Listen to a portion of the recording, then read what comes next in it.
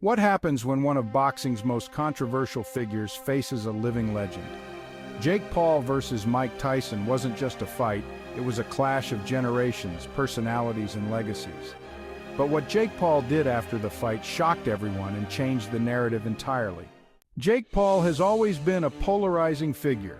Known for his brash attitude and willingness to challenge the boxing establishment, he's embraced the role of the villain in the sport. But when he stepped into the ring with Mike Tyson, a living legend, the stakes were higher than ever. The world watched as Jake Paul prepared to face one of the greatest of all time. Pre-fight, tensions were at an all-time high. From trash talk to Tyson slapping Paul during the weigh-in, it seemed like the fight was as much about respect as it was about boxing. A fight for legacy, respect, and the future of boxing. Against all odds, Jake Paul defeated Mike Tyson in a unanimous decision. The world was stunned. Critics who once dismissed Paul as a fake boxer couldn't deny his skill, discipline, and dedication. Jake Paul shocks the world with a victory over Mike Tyson. But what happened after the fight was even more shocking. Instead of doubling down on his villain persona, Jake Paul did something no one expected. He showed respect.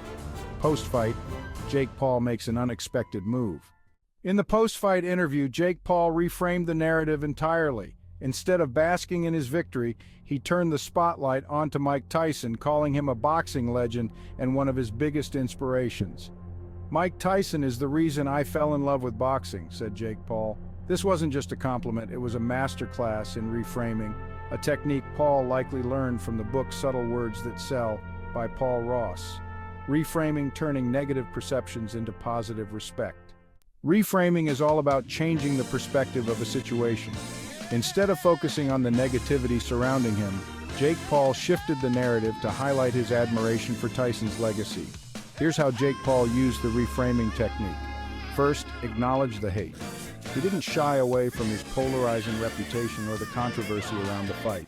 Second, shift the focus. By praising Tyson as a legend, he aligned himself with the values of respect and tradition in boxing. And third, create a positive connection. He reframed his victory as an homage to Tyson's greatness rather than just a personal achievement.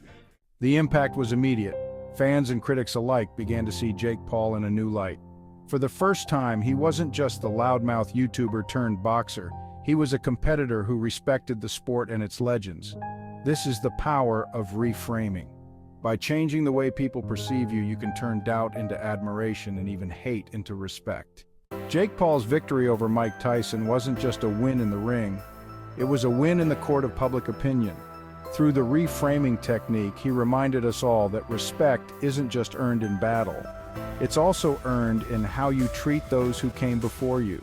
So what do you think? Was Jake Paul's post-fight respect for Mike Tyson genuine, or was it another strategic move? Let us know in the comments below. And if you enjoyed this breakdown of the reframing technique from Subtle Words That Sell, don't forget to like, subscribe, and hit the bell icon for more insights into the art of influence and success.